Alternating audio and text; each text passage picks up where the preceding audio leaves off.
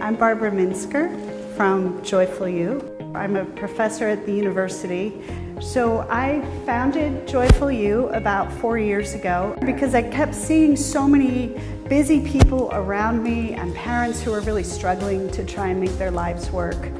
I wanted to do something to help them with these techniques, these different facets of mindfulness, living with purpose, and living with resilience. And about 8 years ago, I started some more intensive training. And since then, have completely transformed my life. I'm happier, much happier, healthy.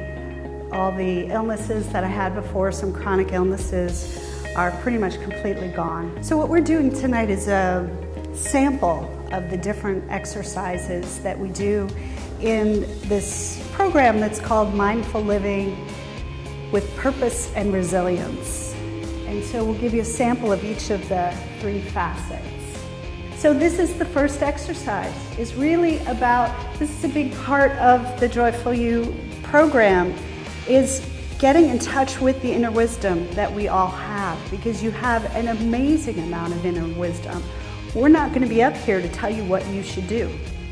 We're going to be up here providing you exercises and structure and support so that you can figure out what direction you want to go in. So if you can just take a moment and just close your eyes. Just take a few deep breaths out of your belly if you can. Feel your belly rise and fall. You can put your hand on it if you want to. In and out, and in and out. And try and let go whatever it was that you brought with you. And just feel that breath going in and out. We're going to move into the mindful listening. So I'm going to ask you to take a couple minutes to do this with the other person, and then just share what you came up with. All right, so that was a little bit of the mindfulness listening practice exercise there. So I was excited to hear that each of you were engaged in that. Reflect on that and see what we learned from that. And then we'll go on to some hands-on exercises. If you notice the mind wandering to thoughts or emotions, that's okay, that's what minds do.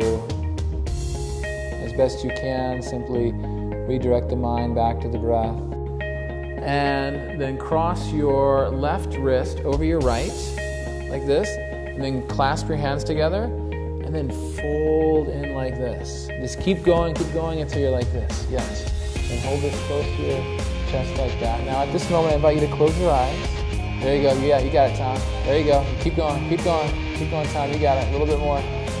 There it is. The mayonnaise jar is a metaphor for your life.